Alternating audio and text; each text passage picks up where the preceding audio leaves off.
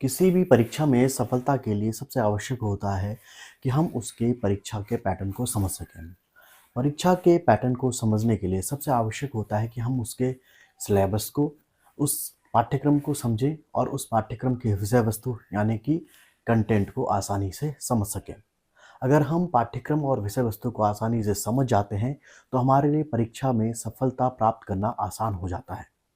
साथ ही प्रतियोगी परीक्षाओं में किस प्रकार के प्रश्न पूछे जा रहे हैं और कहीं न कहीं आगामी प्रवक्ता भर्ती के जो एग्ज़ाम होने वाले हैं, उनमें भी कहीं न कहीं प्रश्नों का जो प्रारूप है, वो बदलता जा रहा है। तो हम उन प्रश्नों पर भी बात करेंगे, जिनके नए प्रारूप आजकल प्रतियोगी परीक्षाओं में पूछे जा रहे हैं। अगर आप प्रारूप को अच्छे से समझते हैं, तो आप प्रश्नों को भी आसानी से हल कर सकेंगे और कहीं न कहीं परीक्षा में सफलता प्राप्त कर सकेंगे। साथ ही पिछले वीडियो में मैंने कहा था कि जो भी एलटी चयनित हैं, जिन्होंने एलटी में नियुक्ति से पूर्व प्रवक्ता का आवेदन किया था, उन्हें क्यों नया आवेदन भरना चाहिए नई एनओसी के साथ में, उस पर भी हम चर्चा करेंगे। क्योंकि पिछले एपिसोड के कमेंट्स में हमें ये कमेंट भी मिला था कि यह मिसलीडिंग फैक्ट है, उन्हें भरने की आवश्यकता नहीं है। तो मैं आपको इस वीडियो में स्पष्ट करना चाहूँगा कि मैंने क्यों एलटी चयनित जो अभ्यर्थी हैं, जो नियुक्ति प्राप्त हैं, जो राजकीय सेवा में कार्यरत हैं, उन्हें नए सिरे से नई विज्ञप्ति के अंतर्गत एनओसी लेकर के आवेदन करने को मैंने क्यों कहा है, उस पर भी हम इस वीडियो में चर्चा करेंगे। नमस्कार दोस्तों, मैं रमाशंकर डिमरी तुलिका दर्शन में आपका स्वागत करता हूँ।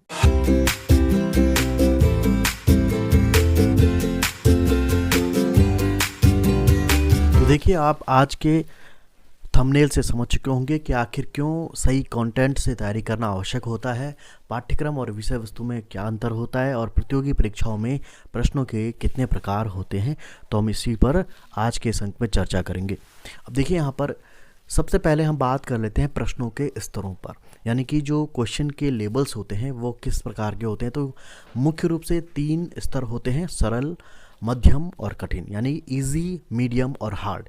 तो इसी 3 लेवल पर कोई भी जो प्रश्न पत्र बनाया जाता है तो इन्हीं 3 स्तरों पर बनाया जाता है, ताकि हर परीक्षार्थी, चाहे वो एवरेज प्रवृत्ति का हो या वो बहुत ही उसका आईक्यू बहुत ही ज़्यादा हो, तो वो सभी प्रकार के जो परीक्षार्थी हैं वो सही से अपने अपने स्तर के हिसाब से परीक्षा में अच्छा स्कोर कर सकें। इसीलिए यहाँ पर 3 स्तरों का प्रयोग किया जाता है। जैसे कि आपने देखा भी होगा कि कुछ सवाल बहुत ही सरल होते हैं, कुछ मध्यम होते हैं, मीडियम होते हैं और कुछ बहुत ही कठिन होते हैं। तो आपको जब भी प्रश्न पत्र आप हल करें तो आप जितने भी इजी प्रश्न हैं पहले उनको कर लीजिए और उसके बाद मीडियम और फिर हार्ड के लिए आपके पास पर्याप्त मात्रा में समय रहता है और उन्हीं पर हमें ज़्यादा समय लेना चाहिए जो हार्ड प्रश्न होते हैं। इसीलिए आपको जो प्रश्नों का स्तर है उसको समझना आवश्यक होता है। अब बात करते हैं हम प्रश्नों के पैटर्न पर। देखिए, यहाँ पर हमने मुख्य रूप से 4 पैटर्न लिए हैं, जो कि सामान्यतः आजकल जितनी भी प्रतियोगी परीक्षाएं हो रही हैं उनमें ये पूछे जा रहे हैं। इसी प्रकार के पैटर्नों से प्रश्न बनाए जाते हैं। पहला है विकल्पीय, यानी कि ऑप्शनल क्वेश्चन, जिसमें आपको 4 विकल्प दिए होते हैं और उन्हीं 4 विकल्पों में से आपको कोई एक सही विकल्प ओएमआर पर डार्क करना होता है। दूसरा है सुमेलित या मिलान वाले प्रश्न, जिसमें कि आपको सही सुमेलित जो आंसर होते हैं वहाँ पर उनके साथ में मिलान करके प्रश्नों का सही जो जवाब है वो देना होता है। तीसरा होता है कथन व स्पष्टीकरण वाले प्रश्न, जिनमें स्टेटमेंट और एक्सप्लेनेशन आया रहता है। तो आजकल सबसे ज़्यादा कथन व स्पष्टीकरण वाले प्रश्नों पर फोकस किया जा रहा है और ये इसलिए किया जा रहा है ताकि जो प्रवृत्ति प्रारंभिक रूप में हमें देखने को मिलती थी, जिसमें हम सिर्फ प्रश्नों के उत्तरों को याद करते थे, रटते थे, वो प्रवृत्ति कथन व स्पष्टीकरण वाले प्रश्नों से खत्म हो रही है। इसीलिए आजकल कथन व स्पष्टीकरण वाले प्रश्नों की तादाद बहुत ज़्यादा होती है। चौथा पैटर्न होता है कालक्रम या कालखंड वाले प्रश्न। इसमें क्रोनोलॉजिकल लेवल के क्वेश्चन आते हैं, जिसमें हो सकता है कि आपको किसी घटना के पहले से बाद के क्रम में लगाने को कहा गया हो, या बाद से पहले के क्रम में लगाने को कहा गया हो, या फिर हो सकता है कि किसी प्रोसेस में अगर 4 चरण हैं तो उन 4 चरणों में स्टेप 1, 2, 3 इनको क्रमवार रूप से लगाने को कहा जा सकता है। तो इस प्रकार के प्रश्न आप अपने विषय के अंतर्गत देख सकते हैं और आप समझ सकते हैं कि अगर आप कथन व स्पष्टीकरण वाले प्रश्नों को सही से कर सकते हैं, या सुमेलित मिलान वाले प्रश्नों को अच्छे से कर पा रहे हैं, या कालक्रम या कालखंड वाले प्रश्नों को अच्छे से आप कर पा रहे हैं, तो इसका अर्थ होता है कि आप सही पाठ्यक्रम को अच्छे से जानते हैं। आपने जो भी आपका टॉपिक है उसे आप सही तरीके से जानते हैं, इसीलिए आप इन प्रश्नों के सही उत्तरों तक पहुंच पाते हैं। अब देखिए, यहाँ पर हमने विकल्पीय प्रश्न का एक नमूना रखा है। तो ये लगभग आप सभी इस जो पैटर्न है उसको अच्छे से जानते हैं, समझते हैं। तो यहाँ पर आपको कोई भी एक जो सही उत्तर है वो OMR पे डार्क सर्कल उसमें करना होता है। इसके बाद होता है सुमेलित या मिलान वाले प्रश्न। जैसे कि यहाँ पर हमने एक प्रश्न दिया है, एक तरफ है ग्रुप्स के नाम और दूसरी तरफ है कुछ चित्रकारों के नाम। हो सकता है कि अगर हिंदी में इस तरीके का प्रश्न पूछा जाए हिंदी विषय में, तो हो सकता है यहाँ पर एक तरफ लेखकों के नाम हो, दूसरी तरफ उनकी रचनाओं के नाम हो। तो आप इस तरीके से अपने विषय के अनुसार सुमेलित करने वाले प्रश्नों पर भी अभ्यास कीजिएगा, और उसके नीचे जो उत्तर होते हैं वो वहाँ पर जो उनके सही क्रम होगा आपको मिलान करना होगा कि कोलकाता ग्रुप से कौन सा आर्टिस्ट जुड़ा हुआ है या शिल्पी चक्र से कौन सा आर्टिस्ट जुड़ा हुआ है। अगर आप इसके क्रम को सही से जानते हैं, सही से आप सुमेलित कर पाते हैं, तो नीचे जितने भी 4 विकल्प दिए गए हैं उनमें से आपको सही वाला विकल्प इसमें से चुन करके OMR पर डार्क सर्कल करना होता है। अब आप यहाँ पर देख रहे होंगे कि 4 विकल्पों के बाद एक 5वां विकल्प है अनुत्तरित प्रश्न वाला। ये अनुत्तरित प्रश्न क्या होता है? अमूमन बहुत सारी जगह पर, बहुत सारे आयोगों में, बहुत सारे जो एग्ज़ाम हो रहे हैं वहाँ पर कहीं ना कहीं एक आरोप लगाया जाता है कि हमारे जो प्रश्न है हमने वो प्रश्न किया नहीं था। हो सकता है कि किसी ने हमारे प्रश्न को गलत करने के लिए किसी गलत जो है सर्कल को काला कर दिया है। ऐसे बहुत सारे एलिगेशन परीक्षार्थी लगाते हैं। 5वां जो विकल्प दिया गया है अनुत्तरित प्रश्न वाला, अगर आपको 4 विकल्पों में से किसी भी विकल्प में आप नहीं जाना चाहते हैं, तो 5वां जो अनुत्तरित है, यानी कि आप अगर 5वां जो विकल्प है अगर उसमें जाते हैं आप अनुत्तरित प्रश्न वाले में, तो ऐसा माना जाता है कि आपने यह क्वेश्चन जो है अटेम्प्ट नहीं किया है। अब बहुत सारे जो अलग अलग राज्यों के जो भी आयोग हैं वो इस पैटर्न को फॉलो कर रहे हैं, 5वां विकल्प भी वहाँ पर रख रहे हैं। ये 5वां विकल्प ठीक उसी प्रकार से है जैसे आप इलेक्शन में नोटा का बटन देखते हैं, ठीक उसी प्रकार से 5वां विकल्प भी। कथन व स्पष्टीकरण वाले प्रश्नों का अगर हम नमूना देखें तो यहाँ पर देखिए इस तरीके के जो आते हैं अभी कथन A और कारण R, ये भी बहुत ज़्यादा चल रहा है, और ये इसीलिए चल रहा है ताकि आपकी रटने की जो प्रवृत्ति है वो खत्म हो जाए और समझने की प्रवृत्ति जागृत हो। इससे आप कॉन्सेप्ट को बहुत ही अच्छे से समझ पाते।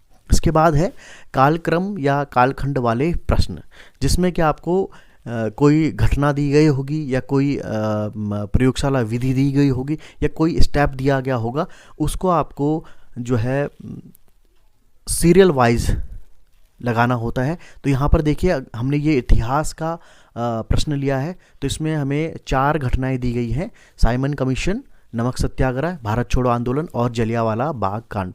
तो आपको सबसे पहले कौन सी घटना हुई है, कौन सा यहाँ पर जो है इवेंट होता है उसको लगाना है, और सबसे लास्ट में कौन सी घटना होती है वो आपको अरेंज करनी होती है।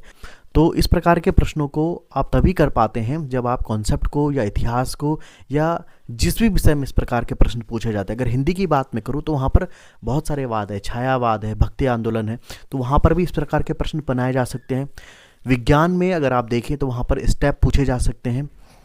अगर हम कला की बात करें तो वहाँ पर जितने भी पश्चिम में वाद हुए हैं उन वाद का क्रम यहाँ पर लगाया जा सकता है। और अगर आपने नेट के पेपर दिए होंगे कभी, तो आपने वहाँ पर भी इस प्रकार के प्रश्नों की अधिकता देखी होगी। तो इस प्रश्न को इस प्रकार से हल किया जा सकता है कि जलियांवाला बाग कांड 1919 में होता है, साइमन कमीशन 1928 में, नमक सत्याग्रह 1930 में और भारत छोड़ो आंदोलन 1942 में। तो इस प्रकार से आप जब सीक्वेंस को आप समझ जाएंगे तो आप इन्हीं विकल्पों में से देखेंगे कि कौन सा जो विकल्प है वो यहाँ पर फिट बैठ रहा है। तो इसके हिसाब से हमारा जो विकल्प 4 है वो यहाँ पर सही बैठ जाता है।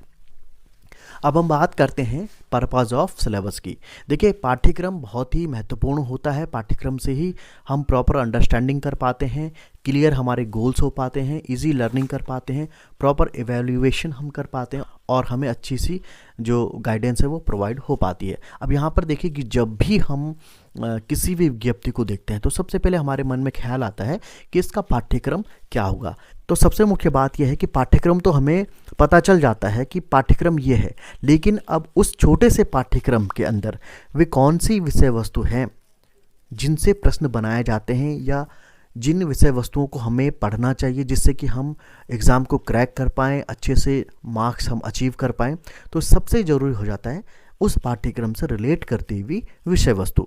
तो हम इस सेशन में हम विषय वस्तु यानी कि कंटेंट पर ही बात करेंगे। अगर आपको विषय वस्तु और पाठ्यक्रम में अंतर नहीं समझ में आ रहा है तो मैं आपको एक छोटा सा एग्जांपल देता हूं। जब आप कोई पुस्तक लेते हैं तो पुस्तक में जो सबसे पहला पेज होता है जहां पर अनुक्रमणिका लिखी होती है और वहां पर आपको टॉपिक्स के नाम दिखाई देते हैं, यानी कि जो पाठ होते हैं, लेसन होते हैं, वहाँ पर लेसन लिखे होते हैं कि इसमें 25 लेसन्स हैं। लेकिन उन लेसन्स के सामने अगर आप देखते हैं कि जो पहला लेसन है हमारा वो पृष्ठ संख्या 1 से लेकर पृष्ठ संख्या 25 तक है। तो 1 से लेकर के 25 तक पाठ्यक्रम में जो हमारा लेसन 1 है उसका कंटेंट है, यानी कि उसकी विषय वस्तु है। तो आपको वो विषय वस्तु पढ़नी होगी। टॉपिक तो आपको पता लग गया, पाठ आपको मालूम है कि कौन सा पाठ है, लेकिन अब आपको उस पाठ से रिलेट करती हुई सही विषय वस्तु को पढ़ना होगा। उसी से आपको क्वेश्चन यहाँ पर आएंगे। तो सबसे पहले हम कंटेंट यानी विषय वस्तु को समझ लेते हैं। और कई बार हम ये भी बात करते हैं कि जो प्रश्न है वो आउट ऑफ सिलेबस है। तो कई बार ऐसा भी होता है कि जो एग्ज़ाम में क्वेश्चन सेट करते हैं, जो भी प्रोफेसर हों या जो भी जो टीचर्स होते हैं, जो एक्सपर्ट होते हैं, वो जब भी क्वेश्चन बनाते हैं तो उनके पास जो विषय वस्तु है, आपको आयोग ने पाठ्यक्रम दिया है, लेकिन जो क्वेश्चन बनाने वाले लोग हैं उनके पास पाठ्यक्रम और उसका विषय वस्तु होता है। इसीलिए आपको कई बार ऐसा लगता है कि ये जो क्वेश्चन पूछा गया है वो पाठ्यक्रम से बाहर का है, जबकि वो पाठ्यक्रम की विषय वस्तु के अंतर्गत पूछा जाता है। तो आज के सेशन में हम यही देखने का प्रयास करेंगे कि सही विषय वस्तु को हम कैसे पहचानें, कहाँ से हम सही विषय वस्तु का लाभ ले सकते हैं। अब देखिए, यहाँ पर हमने कंटेंट का एक चार्ट बनाया है। तो आप देख सकते हैं कि कंटेंट 2 प्रकार का होता है। एक होता है ट्रेडिशनल कंटेंट, दूसरा होता है ई कंटेंट। ट्रेडिशनल कंटेंट यानी कि परंपरागत जो विषय वस्तु हैं उनमें 2 प्रकार होते हैं। एक तो होता है रिटन कंटेंट और दूसरा non written content. Written content के अंदर हमारी जितनी भी लिखित में हमें विषय वस्तु मिलती है उसमें हमारी पाठ्य पुस्तकें होती हैं, टेक्स्ट बुक्स होती हैं, गाइड्स हो सकती हैं, जर्नल्स हो सकते हैं, न्यूज़पेपर में जितने भी आर्टिकल छपते हैं वो हो सकते हैं। नॉन रिटन कंटेंट जो होता है वो वर्बली होता है। ठीक, ई कंटेंट की बात करें और सबसे ज़्यादा जो आज प्रचलन में है वो ई कंटेंट है। ई कंटेंट भी 2 प्रकार का होता है, एक ऑन नेट और ऑन एयर।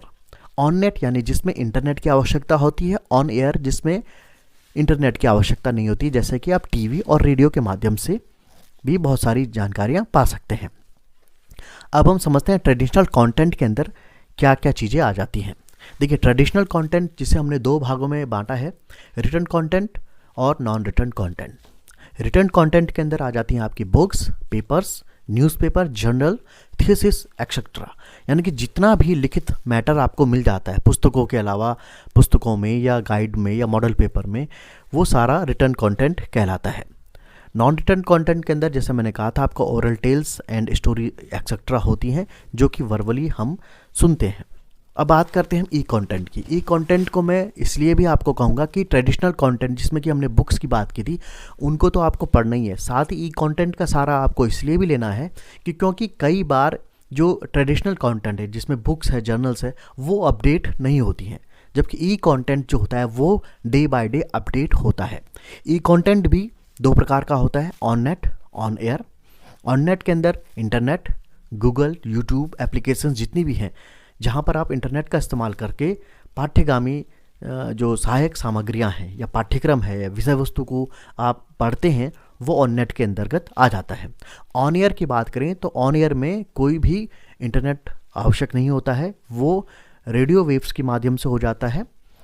तो यहाँ पर हमारा टीवी और रेडियो आ जाता है। टीवी के अंतर्गत भी आप यूजीसी, सीआईईटी, पीएम ई विद्या, स्वयंप्रभा एक्सेट्रा जितने भी माध्यम है वहाँ से भी आप अपने विषय से रिलेटेड कंटेंट को ले सकते हैं। रेडियो की अगर हम बात करें तो उसमें न्यूज़ बुलेटिन्स हैं, पॉडकास्ट हैं और भी कई प्रकार के वहाँ पर जो है कार्यक्रम चलते हैं। तो ये ई कंटेंट बहुत ही ज़्यादा महत्वपूर्ण इसलिए भी हो जा रहा है क्योंकि ये अपडेटेड होता रहता है, अपडेट ये डे बाय डे होता है। और दूसरी बात ये है कि क्योंकि आज हम इंटरनेट की दुनिया में है तो ये आसानी से हमें उपलब्ध भी हो जाता है। हमें यहाँ पर पीडीएफ मिल जाती है, हमें यहाँ पर ई बुक्स मिल जाती है। तो आजकल बहुत ज़्यादा प्रतियोगी परीक्षाओं के जो परीक्षार्थी हैं वो ई कंटेंट का सहारा भी लेते हैं, ताकि कई बार क्या होता है कि उनको कोई बुक्स है वो उनके लोकल मार्केट में अवेलेबल नहीं हो पाती है, तो वो ई कंटेंट से उस बुक्स तक अपनी रीच बढ़ा सकते हैं। अब हम बात करते हैं कि पिछले एपिसोड में मैंने एक आपको कहा था कि जिन एलटी चयनितों ने पूर्व में जब वे एलटी में नहीं आए थे, जब राजकीय सेवा में नहीं आए थे, तो उस समय उन्होंने प्रवक्ता के लिए अप्लाई किया था। तो मैंने उन पिछले एपिसोड में कहा था कि ऐसे अभ्यर्थी जो अब राजकीय सेवा में हैं वो नए सिरे से नई विज्ञप्ति के अनुसार अप्लाई कर लें और एनओसी के साथ अप्लाई करें, तभी उनको अपनी पूर्व की जो सेवा है यानी कि एलटी में अगर वो अभी काम कर रहे हैं तो वहाँ पर उनकी सेवा का उनको लाभ मिल पाएगा। अब देखिए एलटी चयनितों को क्यों नया आवेदन करना चाहिए, इसके लिए भी मैंने आपको कुछ पॉइंट्स यहाँ पर लिखे हैं। तो अगर आप इन पॉइंट्स को समझ जाएंगे तो आप मेरी जो मैं आपसे कहना चाह रहा था पुराने वीडियो में, हो सकता है मैं ढंग से नहीं समझा पाया या आप नहीं समझ पाए, तो अब हम इसको क्लियर समझ जाएंगे। तो पहला बिंदु हमने यहाँ पर रखा है, जब आपने आवेदन किया था उस समय आप बेरोजगार थे, इसीलिए आपने सेवा योजना प्रमाण पत्र के माध्यम से आवेदन किया था। तो देखिए जब आपने पिछली बार आवेदन किया था प्रवक्ता का, उस समय आप बेरोजगार थे, तो आपने वहाँ पर सेवा योजना प्रमाण पत्र लगाया था। सेवा योजना प्रमाण पत्र लगाने का आशय ये होता है कि आप बेरोजगार हैं और कहीं ना कहीं एम्प्लॉयमेंट एक्सचेंज के पास जो डाटा है उस डाटा में आपका नाम भी वहाँ पर शामिल किया गया है। और जब भी कोई भर्ती निकलती है या कोई भी इस प्रकार का आवेदन मांगा जाता है तो वहाँ पर सेवा योजना प्रमाण पत्र की जो है अनिवार्यता रखी जाती है, जिससे कि ये पता चल सके कि राज्य के अंदर कितने जो प्रशिक्षित बेरोजगार हैं। तो सेवा योजना प्रमाण पत्र के माध्यम से आपने वहाँ पर आवेदन किया था। उसी सेवा योजना के कारण आप एलटी के फॉर्म को भरने के लिए योग्य होते हैं। अगर आपके पास सेवा योजना प्रमाण पत्र है तभी आप किसी भी फॉर्म को भर सकते हैं। तो उसी सेवा योजना के कारण आपने एलटी का फॉर्म उस समय भरा था जिसमें आप चयनित हुए हैं। जिस सेवा योजना से आपको एलटी की नियुक्ति प्राप्त हुई वह सेवा योजना आपके एलटी में कार्यभार ग्रहण करते ही रद्द कर दिया जाता है। इस पॉइंट को आप समझने का प्रयास कीजिएगा और यही मैं आपको बार बार समझाने का प्रयास कर रहा हूँ। जैसे ही आपने एलटी की नियुक्ति प्राप्त की थी या आपने एलटी में कार्यभार ग्रहण किया था, वैसे ही आपका सेवा योजना जो है वो रद्द कर दिया जाता है। यानी कि जो सेवा योजना कार्यालय है जहाँ पर भी आप पंजीकृत हैं वहाँ पर यह सूचना चली जाती है कि आपको अब राजकीय सेवा में जो है नियुक्ति प्रदान कर दी गई है। तो जो उनका डाटा होता है वहाँ पर से आपका नाम हटा दिया जाता है और ये मान लिया जाता है कि आपको अब सेवा योजना प्रमाण पत्र की आवश्यकता नहीं है और वैसे भी आप राजकीय सेवा में अब आपने कार्यभार ग्रहण कर लिया होता है। तो जो आपका सेवा योजना प्रमाण पत्र है अब आप उसका उपयोग किसी भी अन्य फॉर्म को भरने के लिए नहीं कर सकते हैं। तो ये पॉइंट आप जरूर याद में रखिएगा। अब जबकि आप राजकीय सेवा में हैं तो किसी भी प्रतियोगी परीक्षा में शामिल होने के लिए आपको सेवा योजना प्रमाण पत्र की आवश्यकता नहीं होती, अपितु आप जिस भी विभाग में कार्यरत हैं वहाँ से एनओसी अनापत्ति प्रमाण पत्र की आवश्यकता आपको होती है। अब देखिए जैसे ही आप राजकीय सेवा में आते हैं तो आप अगर राजकीय सेवा में रहते हुए कोई भी प्रतियोगी परीक्षा देना चाहते हैं या प्रतियोगी परीक्षा में शामिल होना चाहते हैं तो आपको सेवा योजना प्रमाण पत्र की आवश्यकता नहीं होती है, क्योंकि सेवा योजना प्रमाण पत्र से ही आप राजकीय सेवा में आए थे। तो आप एक सेवा योजना प्रमाण पत्र से एक ही राजकीय सेवा प्राप्त कर सकते हैं। तो अब जब आपको सेवा योजना प्रमाण पत्र की आवश्यकता नहीं होती है तो यहाँ पर सेवा योजना प्रमाण पत्र के लिए जिस भी विभाग में आप कार्यरत होते हैं वहाँ से आपको एनओसी लेनी होती है। अनापत्ति प्रमाण पत्र आपको लेना होता है और एनओसी ही आपका सेवायोजन प्रमाण पत्र का कार्य करता है। तो इस चीज़ को भी आप समझ गए होंगे। एनओसी ही सेवायोजन प्रमाण पत्र का कार्य करता है, जैसा कि मैंने आपको पहले भी बताया। एनओसी अनापत्ति प्रमाण पत्र लेकर अगर कोई कर्मचारी किसी भी अन्य राजकीय सेवा में चयनित होता है तो उसको उसकी पूर्व में की गई सेवा का लाभ भी प्रदान किया जाता है। अब देखिए, एनओसी लेने का जो सबसे बड़ा फ़ायदा होता है वो एक तो ये होता है क्योंकि हमारे पास कोई सेवायोजन प्रमाण पत्र नहीं है। एनओसी लेने का जो दूसरा लाभ है वो ये होता है कि अगर हम राजकीय सेवा में चयनित हो जाते हैं, जैसे कि आप एलटी में हैं और अगर आप प्रवक्ता में चयनित हो जाते हैं तो एलटी में की गई सेवा आपको प्रवक्ता में भी जुड़ जाएगी, तो आपको पूरा का पूरा सेवा का लाभ भी मिलेगा। यानी कि आपकी जो विभाग में नियुक्ति की तिथि है वो एलटी से ही मानी जाएगी, तो आपकी पुरानी जो सर्विस है वो आपकी सर्विस बुक में भी रिकॉर्ड रहेगी। इसलिए मैंने अपने पूर्व के पोस्टेड वीडियो में भी आपको ये कहा था कि जो भी एलटी चयनित हैं वे नया आवेदन करें, नई विज्ञप्ति के साथ में करें, 2025 वाली विज्ञप्ति को लेकर के करें। और जब भी आप यूके पीएससी की साइट में अगर आप भरेंगे फॉर्म तो वहाँ पर आपको एक ऑप्शन पूछा जाएगा कि आप राजकीय सेवा में हैं, तो आपको वहाँ पर हाँ या जो भी वहाँ पर टिक लगाना होगा वो उसको करेंगे आप। जब आप यस करते हैं तो उसके बाद वो आपसे पूछता है कि आपकी एनओसी की डेट क्या है। तो जो एनओसी आपके विद्यालय से आपको जिस डेट पे आपने एनओसी के लिए अप्लाई किया है वो वाली डेट वो आप वहाँ पर डालेंगे। इसीलिए मैं कह रहा हूँ कि अगर आप पुराने फॉर्म से आप अभी काम चलाना चाहेंगे क्योंकि वहाँ पर आपने सेवायोजन प्रमाण पत्र का क्रमांक डाला होगा, इसलिए वो फॉर्म जो है टेक्निकली भी जो है वैलिड नहीं है। तो आज के अंक में इतना ही। और आज के अंक में हमने जाना कि क्यों प्रतियोगी परीक्षाओं में सफलता प्राप्त करने के लिए सही पाठ्यक्रम, सही विषय वस्तु और प्रश्नों के प्रारूपों को हमें आवश्यक रूप से जानना चाहिए और क्यों एलटी चयनितों को नए सिरे से आवेदन करना चाहिए, तो हमने इस पर भी चर्चा की। आई होप आप आज के अंक में दी गई जानकारी से लाभान्वित हुए होंगे। और अगर आप हमारे साथ में नए जुड़े हुए हैं तो हमारे चैनल को सब्सक्राइब करना ना भूलिएगा, साथ ही बेल आइकन के नोटिफिकेशन को हमेशा ऑन रखिएगा, जिससे कि आगामी जितने भी वीडियो हम अपलोड करते हैं उसका नोटिफिकेशन आपको तुरंत प्राप्त हो सके। अगर आप आज के अंक से सहमत हैं तो हमारे इस अंक को अपने फ्रेंड सर्कल में ज़रूर शेयर कीजिएगा ताकि इस जानकारी से वे लोग भी लाभान्वित हो सकें। तो आज के अंक में इतना ही, मिलते हैं अगले अंक में, तब तक के लिए दीजिए मुझे इजाज़त। नमस्कार।